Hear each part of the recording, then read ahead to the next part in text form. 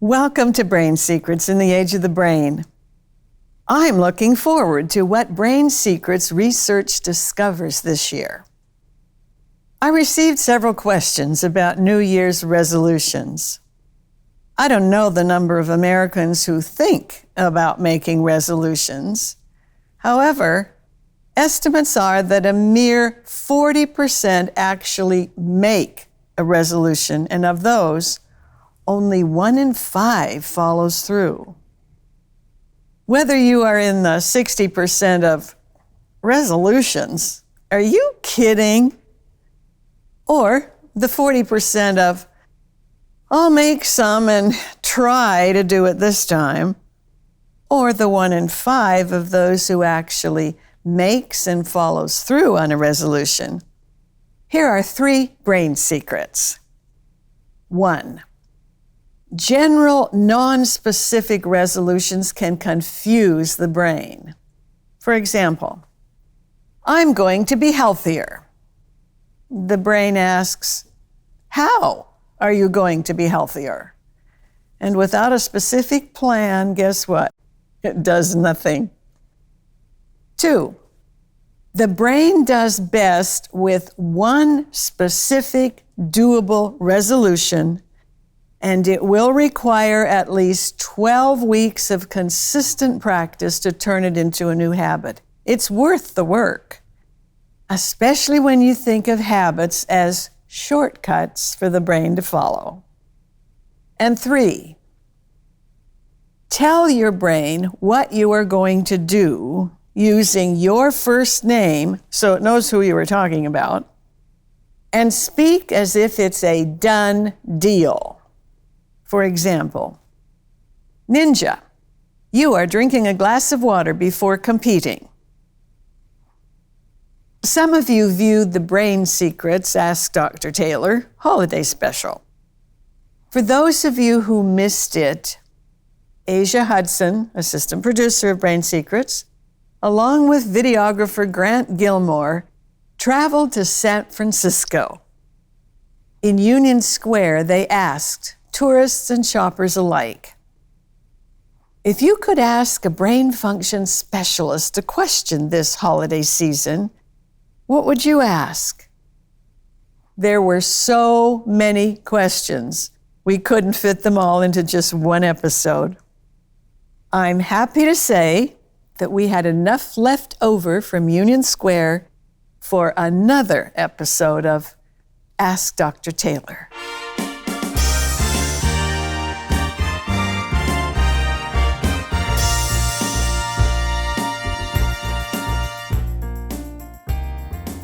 Well, Asia, here we are again. I'm delighted you're on this side of the camera. Thank you.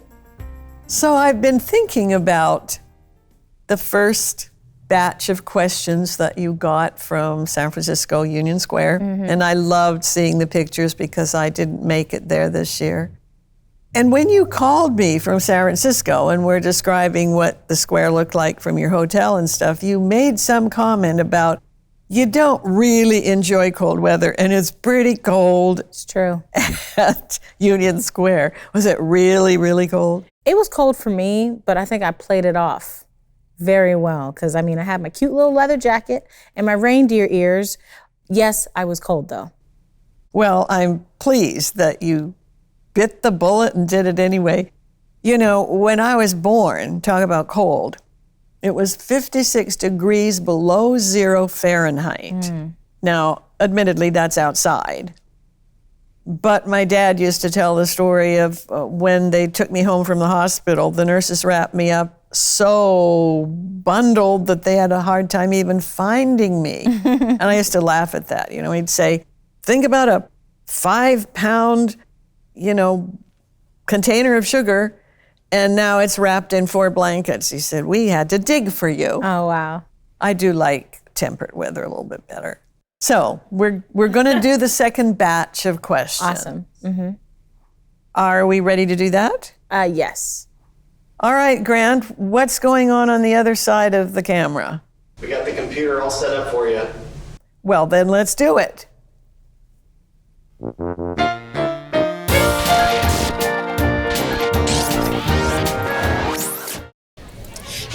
ask you a quick question? Sure. Awesome. So the question is, if you could ask a brain function specialist a question about brain function this holiday season, what would you ask her? I can spitball some ideas. Okay. Like stress in the holidays, loneliness in the holidays, happiness in the holidays. Okay, how to avoid getting into too much of a routine with work 9 to 5s every day. Yeah, how to keep it fresh. Is there a brain function way? Oh, I love that. That was great. Routines are time-saving habits that allow you to keep your life fresh because of the time they can free up. Healthy selfishness says that to keep your brain interested and sharp, you need to stimulate your brain for at least 30 minutes a day with some challenging mental exercise. Select something you enjoy. Try new things. And know that you are helping to age-proof your brain. So my question would be, how do we slow down in those moments when we have a lot of outside stimulus overloading our brains? How do we slow down in the moment? Good question. All right, Dr. Taylor, you know the drill.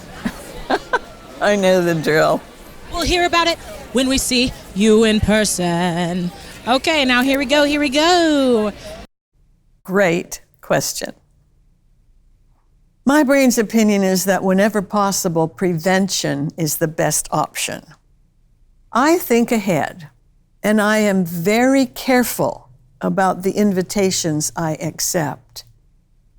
If I find myself in the midst of a stimulus overload because I didn't know whether the host's brain was extroverted, ambiverted, or introverted, I calmly find a secluded corner.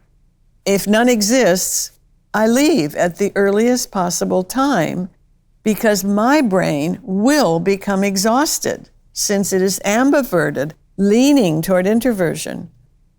While planning an escape, I will breathe slowly and calmly and avoid over-emoting about anything, as that would just further drain my energy.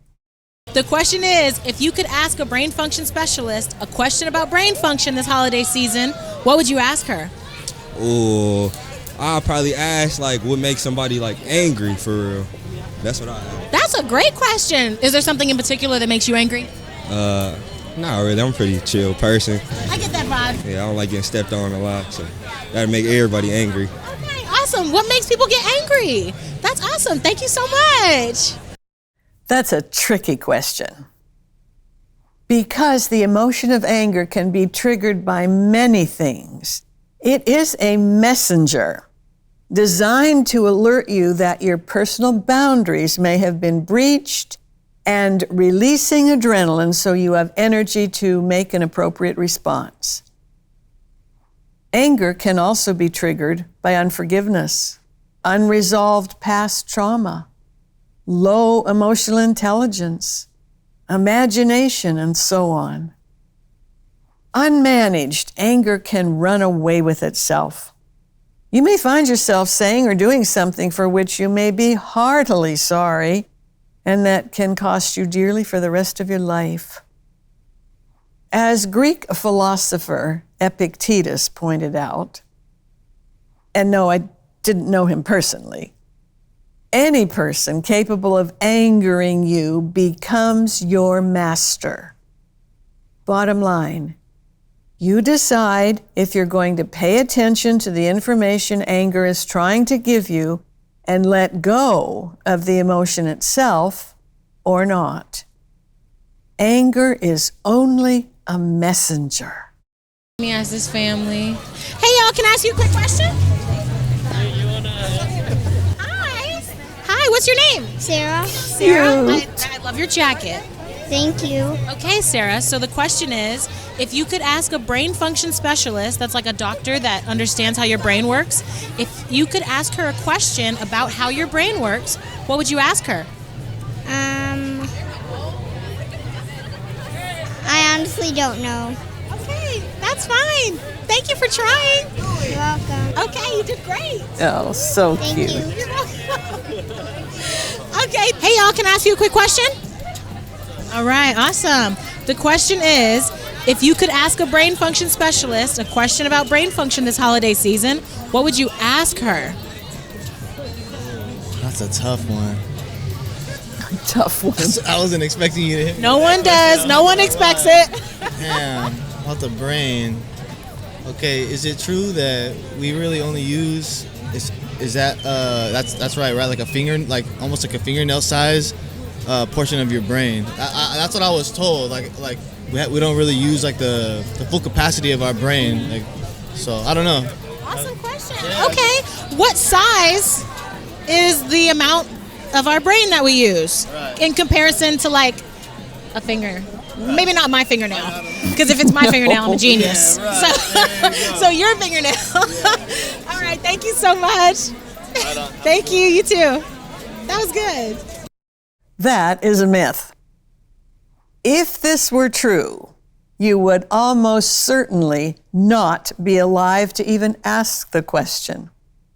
Take the brain stem, which controls breathing and heart rate. It's only about 2.6% of the brain mass. That's way more than the weight of a fingernail. Do the math. For an average brain of 3 pounds, the brain stem would weigh 3¼ ounces. The average fingernail weighs 1/6 of a jelly bean and 1/7 of a paperclip. Good luck using only that amount of brain tissue. However, lose that amount of brain tissue, and depending on where that occurs in the brain, you could lose vision or speech or some other valuable piece of brain information, of brain function. Dr. Taylor, we are out here for SantaCon and we didn't even know it. Surprise, surprise. Look at how the world works. I want to ask Santa Claus for my presents. How do we get in contact with Santa Claus so we can get everything we want?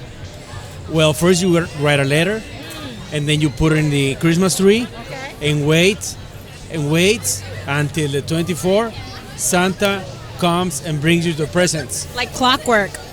Yes. Okay. Can I ask y'all a quick question?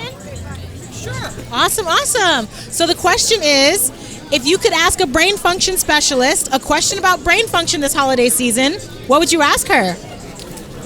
I would say a brain function question? What does that even mean? That's a good one. Brain function, Dr. Taylor. What does that even mean? Goodness. That's a good question. I'm asking you. You want to know why? Well, I'm asking you what your question would be to somebody that could answer the question. You know, lady, I'm so drunk I don't even know what the answer to this is. Oh my goodness. I wonder if she's been living under a rock. This is the age of the brain. Sounds like you've been having a bit of fun, and I'm not sure your brain is in any shape to absorb an explanation. However, on the off chance that something might register, I'm willing to give it a shot. Brain function is the science that helps you better understand how your brain works. The more you learn about your brain and the more you hone skills to work with it instead of against it, the healthier and more successful you can be. In the proverbial nutshell, that is what brain function means. All right, here we go. So the question is, if you could ask a brain function specialist a question about brain function this holiday season, what would you ask her? Why do people shop so much? Why do people shop so much? That's the perfect question for a holiday. Okay, Dr. Taylor, to add on to that question, is there a cultural and societal pressure to shopping for people during the holidays? And is there any research on holiday depression? You know, I'm always asking two first.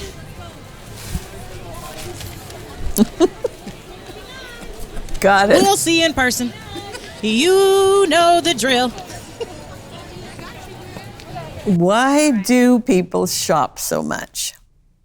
Is there a cultural or societal pressure to shop during the holidays? And the question suggests we already know the answer. Marketers have figured out a way to make people feel that they must keep up with the Joneses, the Ramirez, the Johnsons, or Smiths. TV advertising now begins long before Thanksgiving in the United States. It's gotten so out of hand that the adults in my family no longer exchange gifts. If I see something during the year that I know a close family member or good friend would like, I simply purchase it and give it to them right away, not make them wait for a special time later in the year.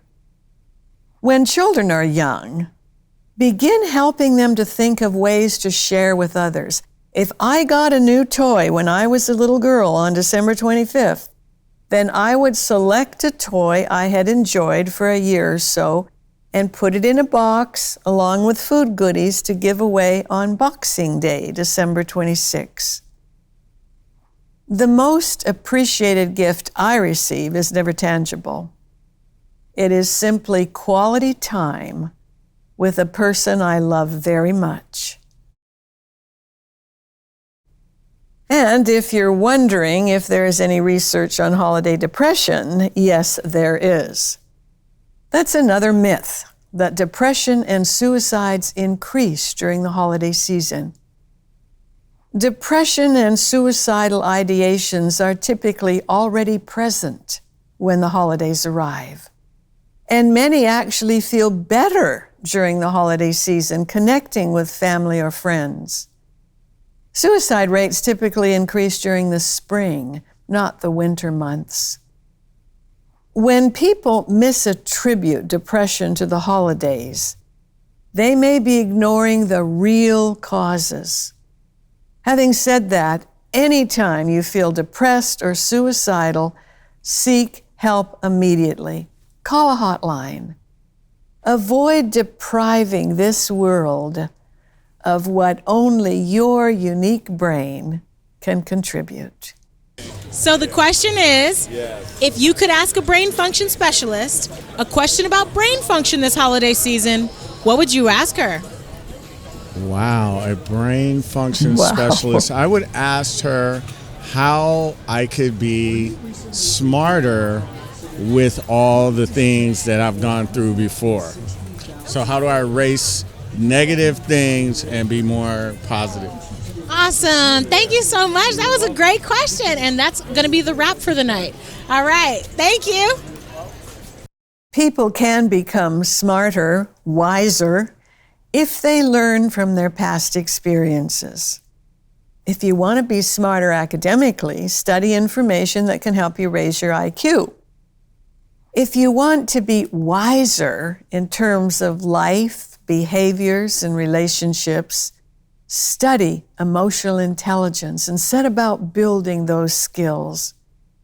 Estimates are, that they're worth 80% of your overall success in life. Personally, I avoid erasing negative memories as I may forget the lessons learned, and that could just doom me to repeating them.